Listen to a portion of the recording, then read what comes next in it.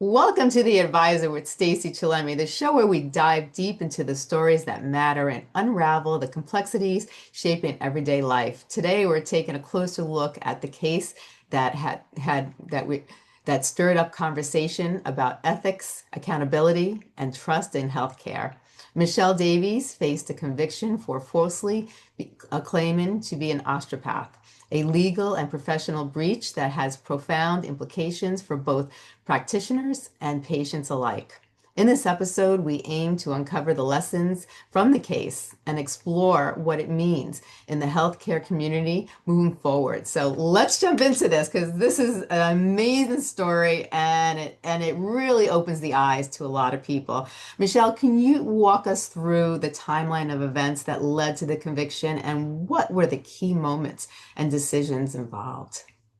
Thank you very much for having me, Stacey. This is exciting for me to be talking about it because it puts a different spin to it. Because it could be seen as very negative and emotional. But the truth is that the case that I went through over a period of 3 years, it was a 3-year persecution by the regulator and the courts against me. But it is a case of an abuse of court process, an abuse of process from the regulator. It has been a breach of natural justice and it's misfeasance. And people don't know that because I haven't been given an opportunity to put the record straight. So this is an opportunity for me to be able to do that after 3 years of a trial.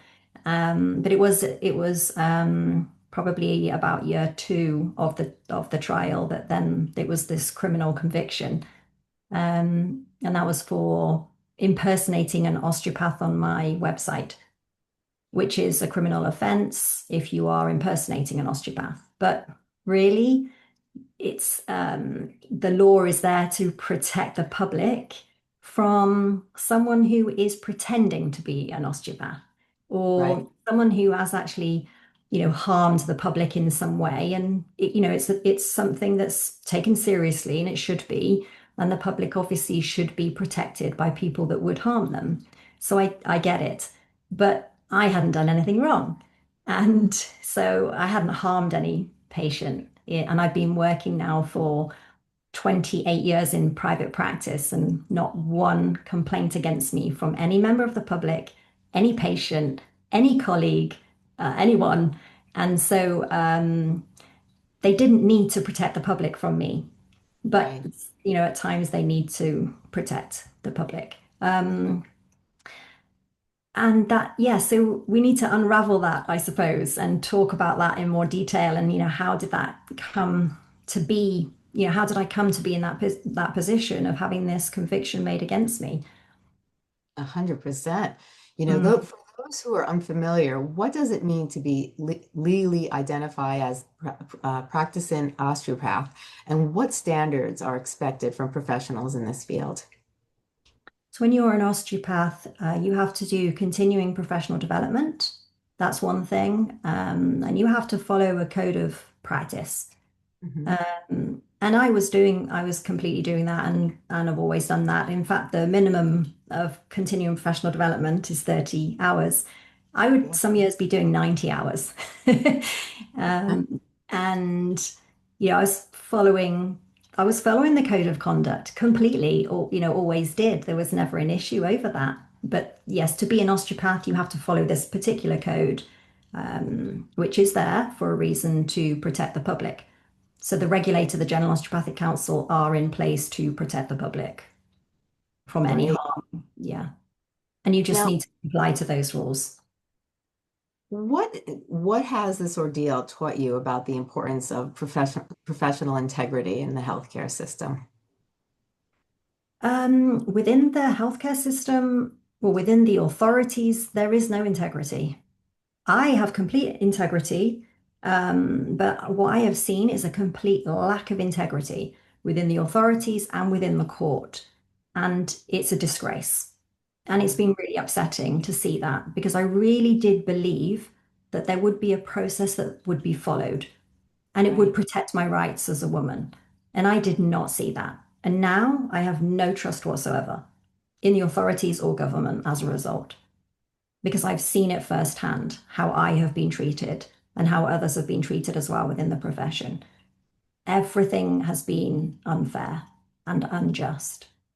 And you can't have a system, a judicial system, that is then corrupt and doesn't protect your rights. But that's what I've witnessed over 3 years. Now I see no integrity in the system at all. And can you tell us a little more about what happened and how this made you feel? Because I can't even imagine being falsely accused of something and then having to go through, the legal system and then your reputation is at stake and all this hard work and you're so passionate about what you do and you do it so well and then you're falsely acclaimed of something. I'm sure you felt embarrassment. I'm sure you felt anger. I'm sure you felt fear, all these things that just came at you, and then having to fight for your rights and having to fight for to protect who you are as a person, and not have you dedicate your entire life to this, and then people who don't even know you are falsely making these accusations, and they're trying to destroy everything you worked so hard to build. Can you tell us a little bit about, what happened and what you went through, and the emotions, and how you're dealing with it and how you dealt with it previously? Yeah, so it created such a lot of anxiety and fear and panic. It was deeply, deeply upsetting and hurtful and traumatic. And I had to navigate my way through those emotions. I actually did what I tell patients to do, what I recommend patients to do. I followed everything that I would advise somebody else. And I can say that all of it worked because I managed to be able to stand on trial on 12 trial days without a legal team, without a barrister. I represented myself standing against, a room of 10 people, which were all against me, nobody for me, no one stood by my side. And I had to be calm in that situation. And so I used remedies and I used AO scan technology.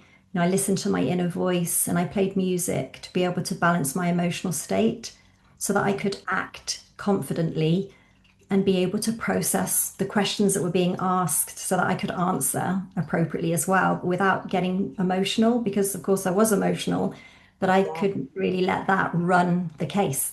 I had to come from a place of serenity in a way, and I did well. Yes, I did. I did manage it, but it was really difficult to do.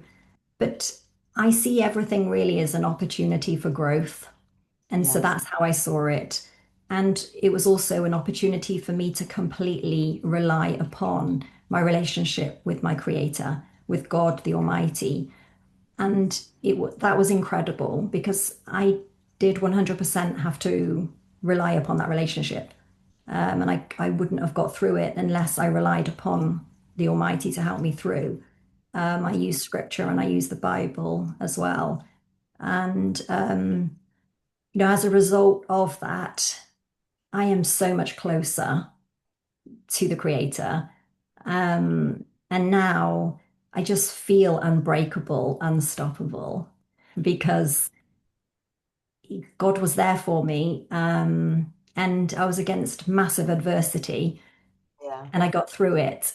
And I think when you go through something like that, a persecution of 3 years, and you know that you're right, and you know that you're being truthful and authentic, but you're being still tortured as a result. yes. Um, but it just, yeah. So my love for God and my gratitude towards God um, is just huge now. So, and that brings me so much joy. Like my life now has changed for the better because of that. And also then you feeling the support from a community as well of patients and the public that were supporting me. That meant such a lot. I invited the public to my hearings, to my trial days, and I had so much interest. In fact, there was abusive process there as well because they wouldn't let the people in to the hearings They weren't answering the phone. They weren't replying to emails to let people in on the trial day. They limited the number. It was so small in the end. But I still knew the number of people that wanted to be there to support me. And that meant such a lot. And I go to a fellowship meeting, a group as well. And, I had their love and support. So I felt where I was supported in that regard as well. And that was beautiful. So on the one hand, there was all this trauma, but on the other hand, then I had this closeness with the creator and with the community and the public. So that was actually very beautiful. I think it's so important to be able to have a relationship, with, whatever faith you are, to be able to have the relationship with either God or whoever you believe in. You need faith of some sort to get you through the tough times. And I feel it's so important to have that faith. Faith is so powerful because, there is something above. I truly believe, we didn't get here by a bunch of craters, just pushing together and forming Earth, there's more to it. And, I think faith is such a powerful way of, getting through the crises. And it's so important to have that support too. Many people, when they go through crisis, they feel alone. And, a lot of people get stuck in life and they have a very hard time getting through crisis because they feel alone. So what you did by going and getting support and finding people to be by your side is so important. It plays such a huge role. Do you think you would have been able to survive and get through it if you didn't have the support that you had? No, definitely not. No. And there were news headlines in my local area. All of the newspapers locally were reporting on this case, this criminal conviction. Yeah. Michelle Davies, criminally convicted, Michelle Davies in the dock, Michelle Davies claiming to be an osteopath and she's not. It's very damning, very harmful. And, I would read the headline and just feel terrible. It was such an attack on my reputation, and I hadn't harmed anyone. But Yeah. what was beautiful about it then was there was this community of people that were actually like my soldiers coming, this spiritual warfare, which I think it was. And I Yeah. had this army that were then reporting into the newspaper. They had like a section for comments. And I had so many people commenting on my behalf and Yeah. protecting me. And that was incredible to feel that because I couldn't always be the one, and also it wasn't right really for me to be the one, commenting back in the newspaper articles. It, Yeah. it wouldn't have been right if it was just me. Yeah.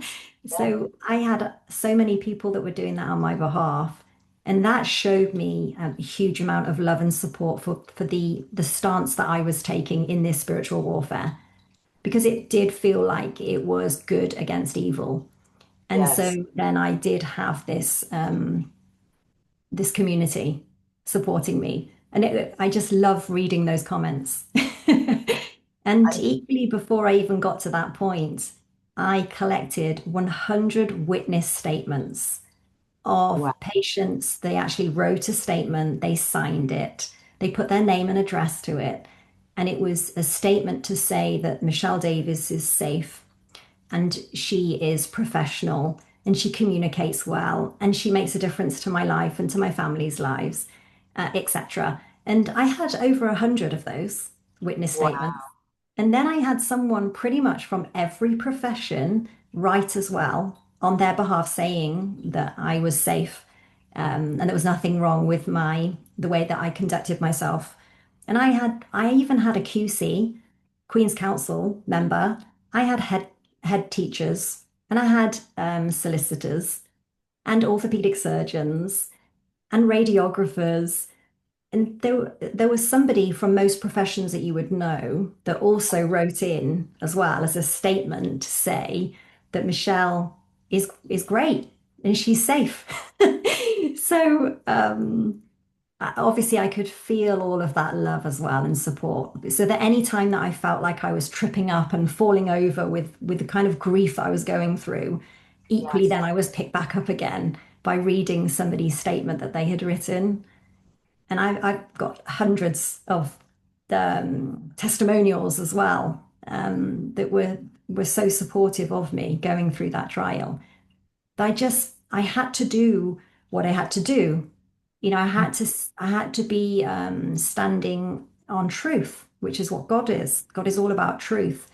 Yes. And because my only authority is God and nobody else, and Right. because if I obviously, when your authority is God, you know you're not going to harm anyone. So I Yeah. that's what I do. I don't harm anyone. I don't break the law because I'm not going Yeah. to harm anyone. But this was a case of the legal system, not law. Yes. There's two different systems, and one is legal and one is law. And Mm. unfortunately, this was in the legal system, which really doesn't recognize God, doesn't recognize the authority of God within that system. So that's why there was this battle going on. But I just had to keep doing what I was doing, so that I could be my true, authentic self. And that's where the support came as well, because people knew that I was being authentic and truthful, and Yes. because they could feel it. Yes. And I gained much more support as well through podcasts and speaking about my trial, but like a year ago before it went to trial, because I was inviting the public to support me. So then I had this influx of new people that had never met me. They came to support me as well. Oh, I love that. Yeah.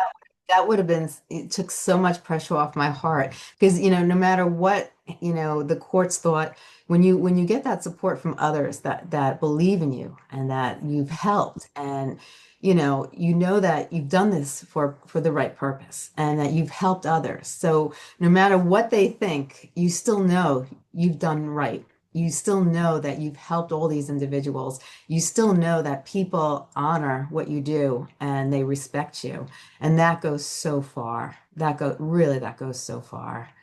Now, Yeah. what happened as we go along in this story? Like, as you were in the courts, how did this progress and turn out? So it should never have got to the court in the first place. If we like really rewind, the start of it was that I took a case against my regulator. So there was no case against me at this point. So the very first step in this path was 4 years ago now. But it was me bringing a claim against the regulator because they were restricting my scope of practice, and they actually had censored 75 testimonials on my website in order for me to comply. And so that I brought a case against them for harm, actually, because the regulator was actually now causing harm to the public by Hmm. me lying and deceiving the public about what I could actually do. Every consultation, I felt like I had got tape across my lips. I couldn't speak freely. So I brought the claim against them. And as a result of that, they then assumed or made this presumption that I was actually mentally unfit. And then as a result of that, you must be mentally unfit to take us on as a regulator, because I wasn't with a lawyer either. I did it by myself Wow. because I knew that it was unfair that I was treated that way. And Mhm. so they then said that you must be mentally unfit. We want full access to your medical records, and we also then want you to undergo psychiatric assessment.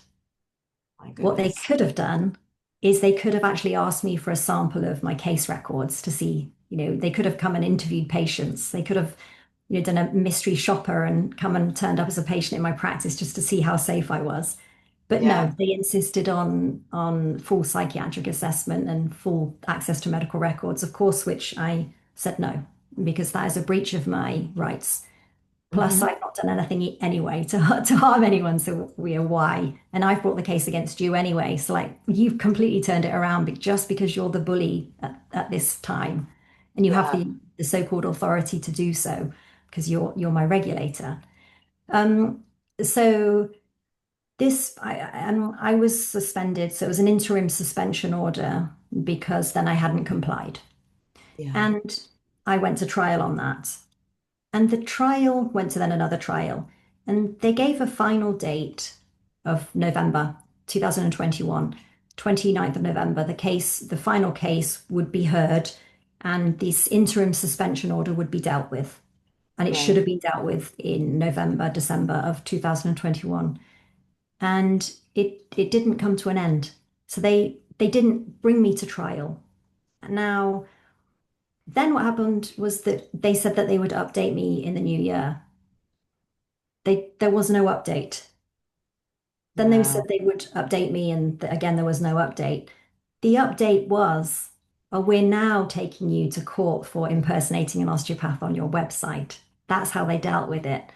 So the court case came because they had nothing on me to have struck me off in December 2021.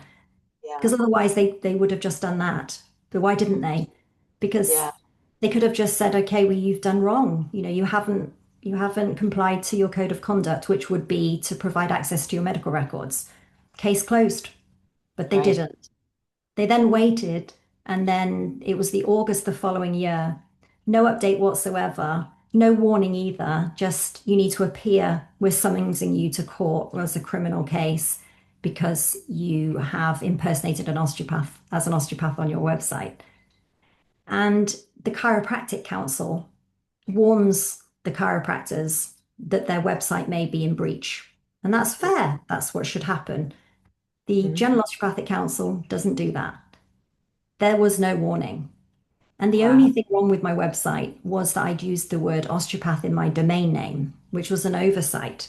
There was everything else. I'd even made a summary on the very first page and through the website that said Michelle Davies is no longer a registered osteopath with the General Osteopathic Council. There is a suspension order against her and she's going through trial. And I wrote about it on my website. I've made it really, Wow. really clear that Yeah. I wasn't impersonating an osteopath, but I'd used the word osteopath in the domain name. So that's how the case came about for me impersonating an osteopath. And I had trained for 4 years to be an osteopath. This was back in 1994, and I Yeah. graduated in 1997 with a degree in osteopathy. And at that point, I'd practiced very safely Yeah. and continued to do my continuing professional development. And I even helped towards the profession and towards the regulator many, many times with using statistics from my practice to help the profession grow. So I did all Yeah. of that. And yeah, sorry, I've just completely lost my train of thought then. You were um, talking, went through everything, and that you changed yeah, your website, and then yes, you were moving on, and making sure that everything in your society, the people around you who were affiliated with you or could be affiliated with you, saw what was going on, that you weren't hiding anything from them. You were being very straightforward. that's right. And with every new patient that came through my practice, I informed every single person I'm actually on an interim suspension order. That was incredibly hard to do that because Yeah. I didn't have to do that, but because I'm come from a point of truth and honesty and authenticity, I needed to. So for Right. every new patient that came through, it was a text message or an email or a conversation to say, I'm actually suspended. It's an interim suspension order. I'm going through this trial. Right. So I did everything I could have done, I think, to tell everyone I am not a registered osteopath. So then Yeah. to find myself in this trial. So then, where this abusive process as well came in, not just that, because I hadn't been given an opportunity yet. There was no warning at all Yeah. that I could have just easily changed my website and it would have been done with. Fine, didn't even need to go to court. But there was Hmm. no warning. So I go to the magistrates court locally, and I am partly there to test the integrity of the judge who's in front of me as well, because Yeah. I'm completely distrusting the system. So I'm Mhm. going with the intention of testing his integrity. And that was meant to be a management hearing. So there's a management hearing before you go to the court hearing. The management hearing turned out to then be the actual court hearing. That's wrong. That shouldn't happen. That's abusive process. No. And I don't have any legal assistance with me either. So I'm not at this point in time, I'm not even aware of what's going on because I don't know. Right. Um, then the prosecutor, who is on the General Osteopathic Council side, he then acts as the witness in the case. He reads the witness statement. So he is the prosecutor and he's the witness as well. Oh my That is goodness. abusive process. This is a criminal case. You're not allowed to do that. But he did. And again, more distrust in the system because that shouldn't have been allowed to happen. And No. he was an interloper. And I remember saying in trial, you are being an interloper. You're not allowed Mhm. to do this. You know, you're the prosecutor, you can't also be the witness. But anyway, it was Yes. just ignored. So I was found guilty. Um, Wow. and then I went to appeal that. Now, at the appeal, a part of the appeal before I went into the court, Mhm. two things, two abuse of process here. They, I did have a legal advisor at this point, or he was my jurisdiction witness, and Mhm. he would have been there then to protect my rights. And he did protect my rights in the case that they actually took me to when I came in through the courtroom, they took me to the back of the court and they actually locked me in a cage with God. a court member of staff holding the keys, as if I was a criminal and I had committed some criminal offense, like killed someone or something. I mean, why are you going to put me in a locked cage, which is where I would have been trialed in there? Oh my God. Oh my goodness. Using a word on my the word osteopath on my website. So I had to compose myself through that as well. In fact, what I did is I just laughed. I laughed because that was my way, I suppose, of being able to just not take it so seriously and be able to get through it, get some stress off me. Because it's not very nice to be locked in a cage with someone holding the keys. No. Um, Oh, anyway, the jurisdiction witness was able to get me out of that situation. He said for my rights, for me that I should be out of there. So he did. That was great. Managed to do that. He then said to me to go to the front and sit actually on the front row on the same pew as the prosecutor, which normally doesn't happen, but he was there to protect my rights and keep equity, mhm. equality on the bench. Now, Right. what happened? He was meant to be with me in that trial to support me, but also to test the integrity again of the judge. Now, what happened next? He was falsely accused of assaulting a member of the court staff and arrested. And it was No. all false, falsely accused of assault by battery to the court staff. Now, I was with him for the entire time. This is a man also on end stage kidney failure. He's on dialysis. He's in his 70s. Oh my So goodness. they falsely accused him of assault by battery. Two police vans, six police officers came and had him removed, leaving me completely defenseless because I didn't have anyone then to help guide me through this trial, the appeal of this conviction. So I'm then concerned for his health and his safety because they've taken him away Yeah. and he's on kidney dialysis. He also has a certain diet that he needs to keep. Yeah. His with his fluids and his food, Oh yeah. certain things he can't eat and drink. Right. So in this process of this happening, we're not in the trial room at this point now. Yeah. I'm then interviewed by the police officer for what's just happened, this assault that's just not actually happened. So rather than me focusing on what am I going to say in this case against me on trial, I'm worrying. I'm going over to the police station. I'm trying to find out the welfare of this jurisdiction witness Oh wow. for his sake. I'm really, really worried about him and his health. Yeah. And also, I'm then being interviewed for this false arrest. And then I get Right. called into the trial.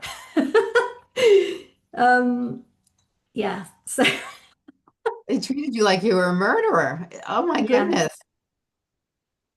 All because yeah, of the one word that you used, they yes, could have easily just asked you to change it. That's what yes, normally, that's what they legally were supposed to do is just ask you to change it. And if you don't change it, then you could have a problem. But, before any of this happened, all they needed to do is just say, you can't use this word, please use this word, please change this, and that's all you needed to do, and then if you don't change it, there could be consequences. But if you just change it freely on your own will, nothing of this should have happened. Oh no. my So goodness. So how, you can only see it as a persecution against me. yeah. So All how of it, did even the court, arresting my jurisdiction witness for falsely assaulting someone when he did not assault anyone. a 70-year-old on dialysis? That blows Yeah. my mind. Then So they how released him from the prison, the police cell at midnight, and he had to find his way home to the other side of the country. He wasn't local. oh wow. Yeah, it was like a 4.5 hour journey, should have been. He arrived Yeah. home after 8 o'clock the next morning because there weren't trains running through the night. And he had dialysis at 8 a.m. the next day, which Oh he partly missed his dialysis as well because of that. And what's oh interesting is nothing has happened since then.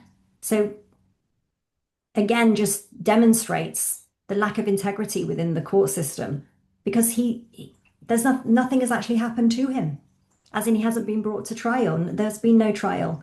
So apparently, this assault, if they did have evidence of an assault, then it would have been brought to a trial, and it hasn't, because there was no evidence of him assaulting anyone.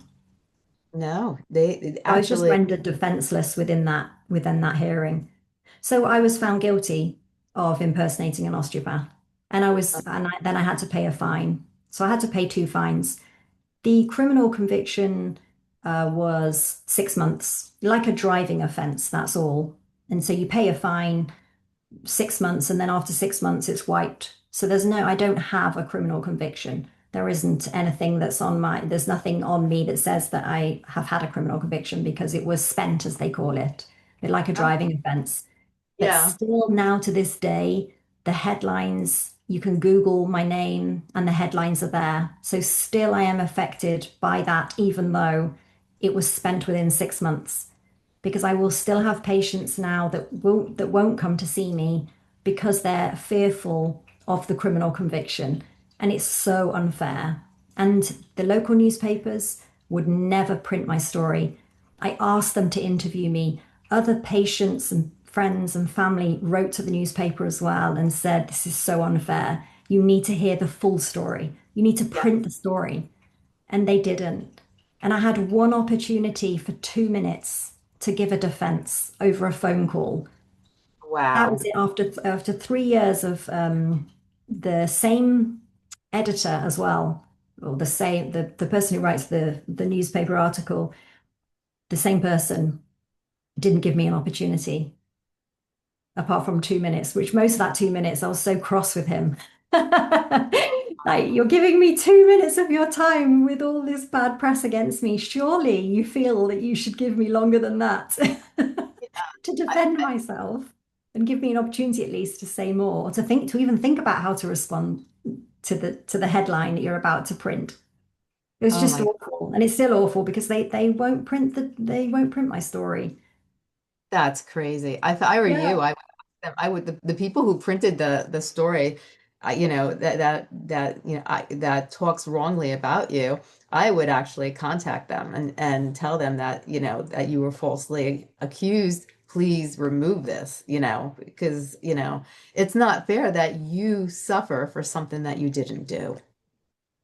But I think it's because the truth of, because of I use the word osteopath on as a domain name, they found me guilty. So the reporter would say, all we're doing is printing the case. That is actually what their response is. Ugh, that's terrible. What would Now, be fair would be give me the opportunity to actually, run an article on actually what I'm talking about today, the full story, the full history behind it, rather than yes. make out that I'm actually a criminal and that I could potentially harm people, which I've never done. Oh, that is horrible. Now, looking back, what would you have done differently to avoid this situation? Is there anything that you think back? Because I'm sure you asked yourself questions like, I could have done this, I should have done this, why didn't I do this? We always do that as humans. We try to look back, we try to reanalyze the situation. What could I have done differently? Did you go through that process at all? No, You knew, I actually, no. I would do the same thing again because it was truthful and honest. right. And what I've gained as a result of that is far greater than if I did do it a different way. And the testament of that is that I am now working in Harley Street in London. which is the most prestigious address for health workers to work. And that's where I am as a result of taking this stance. And my relationship with God is incredible. And the healing that happens with my hands working with someone to promote a healing response within someone, it's miracles after miracles after miracles. And I believe that where I am now is because of the action that I took for 3 years and the persecution and being able to fight back on Yeah. God's name. Um, so no, I actually I wouldn't have done things in a different way. It seems like It's it made, horrible. I wouldn't really want to repeat it, of course, because it's so traumatic, but then yeah, I had to also work on forgiveness, yeah, acceptance and forgiveness. The people that were persecuting me, I felt so much anger towards them individually. I felt a lot of yes, anger towards the regulator and to the court staff and to the prosecutor. And I had to come to a place of peace with that and forgiveness as well. And I worked hard on that to the point where then I just felt love and actually sending my opponents love. But that's the point that I got to, and I needed to do that. And I think also that's just important for anyone, I think, isn't it? It's massive to be able to forgive someone who's hurt you and you feel like it's not justified, it's unfair. But when you yeah, get to that point where you have actually forgiven and you've moved on and you feel stronger as a result, which I do, yeah. it's also pretty beautiful that I've experienced that as well. Oh, definitely. It seems like, sometimes we go through these things in life and we say, why me? Why me? But, a lot of times I think everything happens for a reason. And, it seems like it made you a better person in many ways. It gave you strength, it gave you wisdom, it gave you courage, it gave you hope. It taught you forgiveness, and, you became a better person throughout this. And it's given you the knowledge also to be able to understand lots of things you probably didn't understand before in all areas of life. Now, what advice, this happens all the place, all over the world. People are wrongfully accused for a lot of things, and it happened to you, and it happens to thousands of individuals, your country, the United States, all over the world, people are wrongfully accused. What advice do you have for people going through similar situations where they're being wrongfully accused of some type of legal issue? It's the hardest, it's almost the hardest piece of advice to give someone because it feels as though it's not compassionate. But I feel that if you're being wrongly accused, you have to come to the point of forgiveness to that person. And that I know could be really upsetting for people to hear that, even me saying it, because I see we're talking about many different cases, aren't we, as well? So, but as a whole, it's the best advice I would give is to come to that point of forgiveness, Mhm. because if you don't get to the point of forgiveness, it hurts you. And Yeah, it's you that's being hurt. So if I didn't get to the point of forgiveness, I would have continued to hurt and damage and cause more trauma to myself because the person isn't receiving from me all the anger that I've got anyway. It's only coming back at me. So then mhm. I'm poisoning my own body by having those feelings of anger towards that person that is completely unaware of how I'm feeling about them anyway. So I would say to come to the point of, if you can, really feel it in your heart to forgive. And that could take years for some people to be able to reach that point of forgiveness, years Yes, and years. But the day that you get to that point where you forgive, you're released of that yes, heavy burden, which is just so poisonous to the body. I know these things because I've studied the science also of medicine, illness yeah, and disease, and yeah, they know that anger creates toxicity in the body. You only look at the sweat of someone who's angry and it's full of poison. And so because I realized that, I knew that I had to let it go. I couldn't keep feeling angry and I couldn't be the victim either. I needed to be the victor, completely yes. just be in my power and let it all go, so that I could be at a peaceful place. And also, I didn't. also important. I didn't want any of my negativity to come across into anyone else, into anyone's session of healing either. So I was Right. working on myself continuously. Wow, that's powerful. Now, if you had to take today's conversation and you wanted to emphasize on some important factors, what are some things that you want the listeners to walk away with? I would say always be your true, authentic self because it is the highest frequency that you can be in. And when you're in your highest frequency, you are creative and you're intuitive Yes, and you receive abundance of everything. But you only get there with being authentic and speaking your truth. So I would say that. I love that. Now, where can people find you if they'd like to contact you and talk to you? Healingwithmichelledavies.com. I love it. And before we go, can you tell people about the services that you provide also? Thank you. Yes. I work with AO scan technology and I run the Inner Voice and Easy Scan and Mind Sync. And also, I do virtual consultations and I do in-person consultations. And I have published two books. The first book is the Whistleblower book, where it contains all of the testimonials that were censored. So the public voice is restored within the book. And Yes. that book is called Miracle Worker. Enlightened Rebel Osteopath is the subtitle. And the other book is called Mental Clarity. So those are the services that I offer. And where can people find your books? Amazon, that's Okay, probably the easiest place, but you can find them in bookstores and many other websites as well. great. They've got And their so, own, Miracle Workers actually got its own website through Balboa Press. oh, really? Wonderful. Mm. And once again, tell everybody your website. I want to make sure they get it in their head again. Thank you. Healingwithmichelledavies.com. I love it.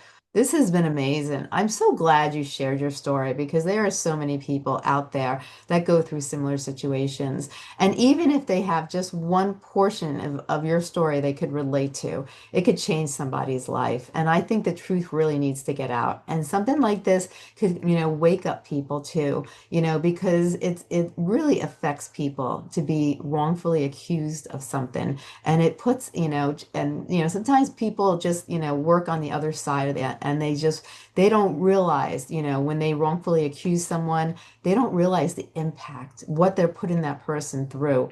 And, before accusations are made, people really need to think about how it's going to affect the other person and what it's going to put that other person through if they make this accusation and really do their homework before they actually go out and just make an accusation and and bring it to the level where it gets so severe like it did for you. People sometimes they don't care and they just make decisions and it doesn't affect them, so why do they care? Well, they should care. That's our justice system should care. So when people accuse people of things, really, they should really do their homework before they bring it to a level where it gets so serious like it did for you, or any level, because there are hundreds and thousands of people that are wrongfully accused on a yearly basis. And, we really need to wake up and really look at our judicial system and really start to make some changes on when we, how we run it and, the way it's run and, and who has the authority to do what, because there definitely needs, our system needs to be changed, and not just in the US, but in your country and many other countries also. So I'm glad you came forward to share this story. And I am 100% sure that your story is going to make a huge impact on other people's lives. And I thank you just for having the courage to share it. Yeah, that is wonderful. Thank you so much. No, thank you so much, Stacey. Really appreciate it. Thank Oh, you're you. very welcome. And I just want to let everybody know that Michelle has her own podcast channel, and she is under the advisor. If you go and you type in her name, her podcast will show up, and you can see her episodes. And she has beautiful episodes about what she does, her healing, and great advice on how to heal your body, and and this story as well. So check out her podcasts, share them, like them, and and contact Michelle, because she has wonderful things that she could show you and teach you, and she's here for you. So thank you so much for coming and listening to the show. And if you like this channel, follow it and subscribe, and listen to Michelle's podcast episodes, and listen to The Advisor, where we could help you improve your life in all areas of your life. Thank you so much, and have a great day.